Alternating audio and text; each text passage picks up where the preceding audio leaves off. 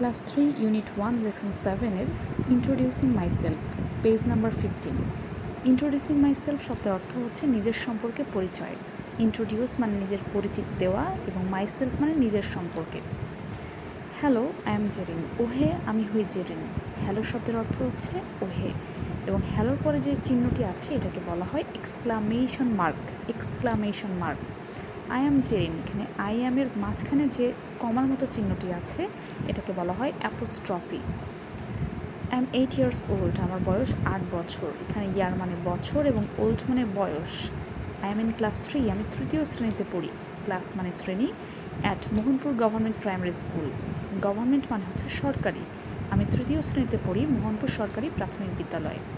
I live with my family, আমি আমার পরিবারের সাথে বাস করি ইন মোহনপুর। মোহনপুরে আছে। এখানে লিভ মানে বাস করা, উইথ মানে সাথে, অর্থাৎ বাস করি সাথে। মাই ফ্যামিলি, মাই মানে আমার এবং ফ্যামিলি মানে পরিবার, অর্থাৎ পরিবারের সাথে বাস করি। আমি আমার পরিবারের সাথে বাস করি কোথায়? ইন মোহনপুর।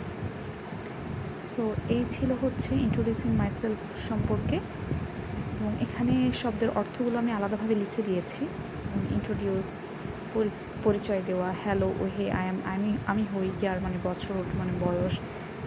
তো এগুলো একটু খেয়াল করতে হবে ভালোভাবে।